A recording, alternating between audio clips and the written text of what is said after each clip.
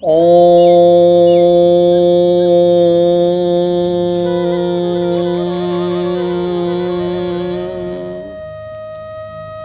राधा कृष्णाभ्याम नमः। ओम गंगणपतये नमः। हरि ओम तत्सत्। ओम नमो भगवते वासुदेवाय। कृष्णं नारायणं वन्दे, कृष्णं वन्दे व्रजप्रियं, कृष्णं द्वैपायनं वन्दे, कृष्णं वन्दे प्रथासुतम्। सम्मानित श्रोतागण, आज हम लोग द्वितीय स्कंद के 8वें अध्याय का पाठ करेंगे। श्रोतागण, अब तक हम सब यह जान चुके हैं कि हमारे सनातन धर्म में प्रश्नों को बड़े ध्यान से सुना जाता है और उसका उचित उत्तर दिया जाता है। कोई भी प्रश्न बिना उत्तर के नहीं होता और हर उत्तर हमारे ज्ञान में वृद्धि करता रहता है। अतः आप सबसे भी निवेदन है कि कृपया स्वयं के तथा दूसरों के प्रश्नों का सम्मान करें और यदि सही उत्तर पता हो तभी बताएं या फिर स्वयं जानकारी करें और फिर बताएं, पर प्रश्न पूछने वाले का आदर अवश्य करें। इस अध्याय में परीक्षित जी ने श्री सुखदेव जी से बहुत से प्रश्न किए हैं। राजा परीक्षित जी के प्रश्नों में भूत, भविष्य और वर्तमान काल का अनुमान कैसे किया जाता है और विभिन्न कर्मों से जीवों की कौन सी गति होती है, पृथ्वी तथा ब्रह्मांड की उत्पत्ति और जीवों की उत्पत्ति कैसे होती है, इत्यादि ढेर सारे प्रश्न हैं। और श्री सुखदेव जी ने सभी प्रश्नों को ध्यान से सुना और धीरे धीरे उनका जवाब देना प्रारंभ किया। आइए अब हम सब मिलकर इस अध्याय में राजा परीक्षित के प्रश्नों का वर्णन प्रारंभ करते हैं। अथष्टमो अध्यायः। राजा परीक्षित के विविध प्रश्न। राजोवाच ब्राह्मणा चोदितो ब्रह्मन् गुणाख्याने गुणस्य च यस्मै यस्मै यथा प्राह नारदो देवदर्शनः। एतद् वेदितुमिच्छामि तत्त्वं वेदविदां वर। हरेरद्भुतवीर्यस्य कथालोकसुमङ्गलाः। कथयस्व महाभाग यथाहमखिलात्मनि कृष्णे निवेश्य निःसङ्गं मनस्य त्यक्षे कलेवरम्। राजा परीक्षित ने कहा, हे भगवान, आप वेद वेत्ताओं में श्रेष्ठ हैं।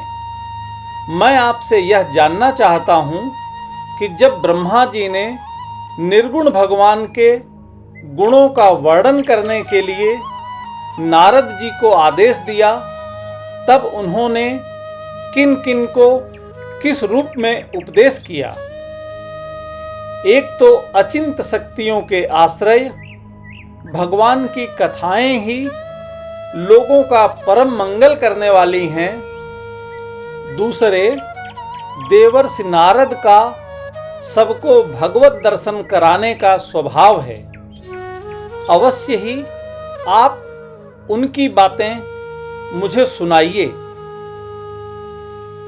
हे महाभाग्यवान सुखदेव जी, आप मुझे ऐसा उपदेश कीजिए कि मैं अपने आसक्ति रहित मन को सर्वात्मा भगवान श्री कृष्ण में तन्मय करके अपना शरीर छोड़ सकूं। शृण्वतः श्रद्धया नित्यं गृणीतश्च स्वचेष्टितं कालेन नाति दीर्घेण भगवान विशते हृदि प्रविष्टः कर्णरन्ध्रेण स्वानां भावसरोरुहं धुनोति शमलं कृष्णः सलिलस्य यथा शरत धौतात्मा पुरुषः कृष्णपादमूलं न मुञ्चति मुक्त सर्व परिक्लेशः पान्तः स्वशरणं यथा। जो लोग उनकी लीलाओं का श्रद्धा के साथ नित्य श्रवण और कथन करते हैं, उनके हृदय में थोड़े ही समय में भगवान प्रकट हो जाते हैं। श्री कृष्ण कान के छिद्रों के द्वारा अपने भक्तों के भावमय हृदय कमल पर जाकर बैठ जाते हैं और जैसे शरद ऋतु जल का गंदलापन मिटा देती है, वैसे ही वे भक्तों के मनोमल का नाश कर देते हैं। जिसका हृदय शुद्ध हो जाता है, वह श्री कृष्ण के चरण कमलों को एक क्षण के लिए भी नहीं छोड़ता। जैसे मार्ग के समस्त क्लेशों से छूटकर आया हुआ पथिक अपने घर को नहीं छोड़ता। यद धातु मतो ब्रह्मन् देहारंभो अस्य धातुभिः यदृक्षया हेतुना वा भवन्तो जानते यथा आसीद यदुदरात् पद्मं लोक संस्थान लक्षणं यावनयं वै पुरुष इयत्तावयवैः पृथक् तावान् साविति प्रोक्तः संस्थावयववानिव। हे भगवान, जीव का पंचभूतों के साथ कोई संबंध नहीं है, फिर भी इसका शरीर पंचभूतों से ही बनता है। तो क्या स्वभाव से ही ऐसा होता है अथवा किसी कारणवश आप इस बात का मर्म पूर्ण रीति से जानते हैं? आपने बतलाया कि भगवान की नाभि से वह कमल प्रकट हुआ जिसमें लोकों की रचना हुई। यह जीव अपने सीमित अवयवों से जैसे परिच्छिन्न है, वैसे ही आपने परमात्मा को भी सीमित अवयवों से परिच्छिन्न सा वर्णन किया है। यह क्या बात है? अजः सृजति भूतानि भूतात्मा यदनुग्रहात् ददृशे येन तद्रूपं नाभिपद्म समुद्भवः स चापि यत्र पुरुषो विश्वस्थितयुद्भवाप्ययः मुक्त्वा आत्ममायां मायेशः शेते सर्वगुहाशयः पुरुषा वैर्लोका सपालाः पूर्वकल्पिताः लोकैर्मुष्यावयवाः सपालैरिति शुश्रुम यावान् कल्पो विकल्पो वा यथा कालो अनुमीयते भूत भव्य भवच्छब्द आयुर्मानं च यत सतः। जिनकी कृपा से सर्वभूतमय ब्रह्मा जी प्राणियों की सृष्टि करते हैं, जिनके नाभि कमल से पैदा होने पर भी जिनकी कृपा से ही ये उनके रूप का दर्शन कर सके थे, वे संसार की स्थिति, उत्पत्ति और प्रलय के हेतु सर्व अंतर्यामी और माया के स्वामी परम पुरुष परमात्मा अपनी माया का त्याग करके किस में किस रूप में शयन करते हैं।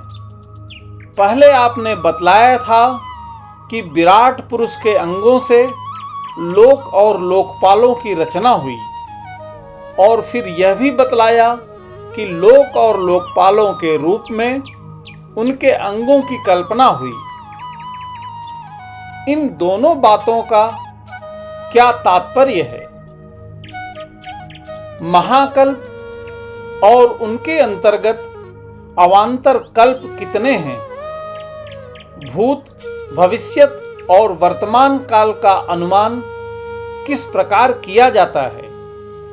क्या स्थूल देहाभिमानी जीवों की आयु भी बंधी हुई है?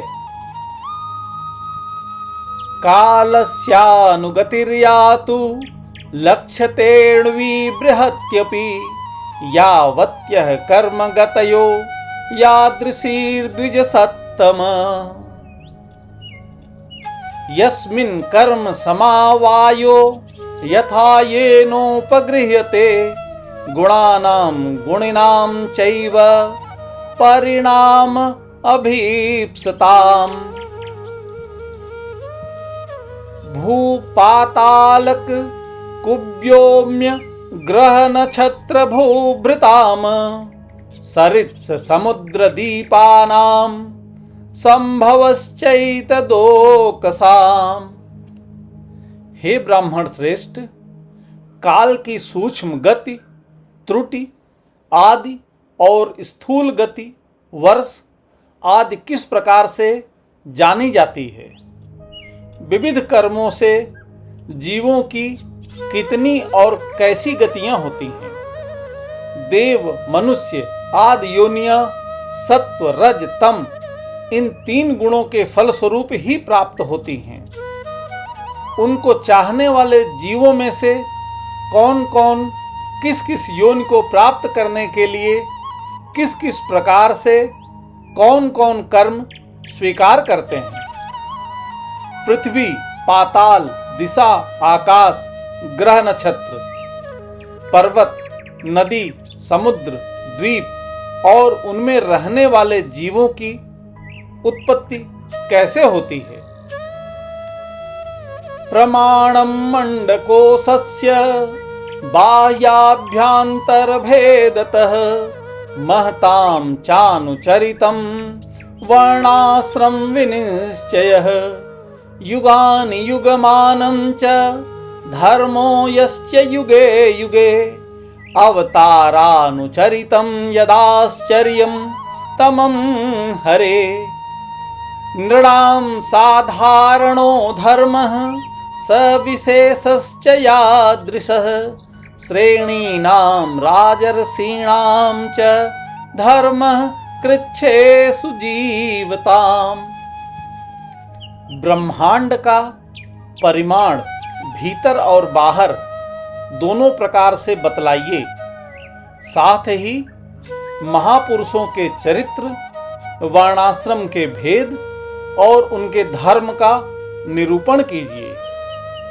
युगों के भेद, उनके परिमाण और उनके अलग अलग धर्म तथा भगवान के विभिन्न अवतारों के परम आश्चर्यमय चरित्र भी बतलाइए। मनुष्यों के साधारण और विशेष धर्म कौन कौन से हैं? विभिन्न व्यवसाय वाले लोगों के, राजर्षियों के और विपत्ति में पड़े हुए लोगों के धर्म का भी उपदेश कीजिए। तत्वानां परिसंख्यानं लक्षणं हेतुलक्षणं पुरुषाराधन विविधयोर्ग स्याध्यात्मिकस्य च। योगेश्वरै ऐश्वर्य गतिर्लिंग भंगस्तु योगिनां वेदोपवेद धर्माणा में इतिहास पुराणयोः। संप्लवः सर्वभूतानां विक्रमः प्रतिसंक्रमः इष्टापूर्तस्य काम्यानां त्रिवर्गस्य च यो विधिः।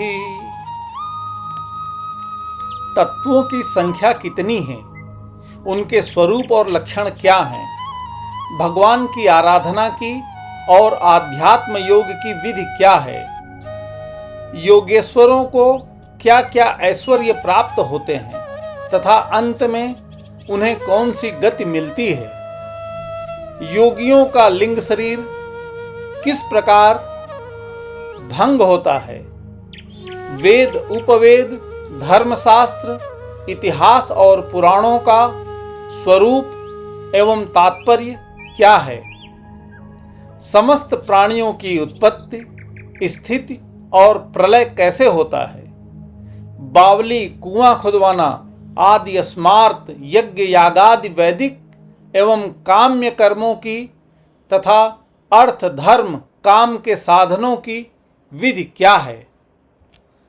यश्चानुसायिनां सर्गः पाखंडस्य च संभवः आत्मनो बन्धमोक्षौ च व्यवस्थानं स्वरूपतः यथा आत्मतंत्रो भगवान् विक्रीडत्यात्ममायया व्रीसृज्य वा यथा माया मुदास्ते साक्षिवद विभुः सर्वमेतच्च भगवन् पृच्छते मे अनुपूर्वसः तत्त्वतो अहर्यस्यु दाहर्तुं प्रपन्नाय महामुने। प्रलय के समय जो जीव प्रकृति में लीन रहते हैं उनकी उत्पत्ति कैसे होती है, पाखंड की उत्पत्ति कैसे होती है, आत्मा के बंध मोक्ष का स्वरूप क्या है और वह अपने स्वरूप में किस प्रकार स्थित होता है। भगवान तो परम स्वतंत्र हैं, वे अपनी माया से किस प्रकार क्रीड़ा करते हैं और उसे छोड़कर साक्षी के समान उदासीन कैसे हो जाते हैं। हे भगवान, मैं यह सब आपसे पूछ रहा हूं, मैं आपकी शरण में हूं। हे महामुने, आप कृपा करके क्रमशः इनका तात्विक निरूपण कीजिए। अत्र प्रमाणं हि भवान् परमेष्ठी यथा आत्मभूः परे चेहानुतिष्ठन्ति पूर्वेजां पूर्वजैः कृतम् न मे अस्वः परायन्ति ब्रह्मान्नन सनादमि पिबतो अच्युत पीयूषमन्त्यत्र कुपिदात द्विजात। इस विषय में आप स्वयंभू ब्रह्मा के समान परम प्रमाण हैं। दूसरे लोग तो अपनी पूर्व परंपरा से सुनी सुनाई बातों का ही अनुष्ठान करते हैं। हे ब्राह्मण, आप मेरी भूख प्यास की चिंता न करें। मेरे प्राण कुपित ब्राह्मण के शाप के अतिरिक्त और किसी कारण से निकल नहीं सकते, क्योंकि मैं आपके मुखारविंद से निकलने वाली भगवान की अमृतमयी लीला कथा का पान कर रहा हूं।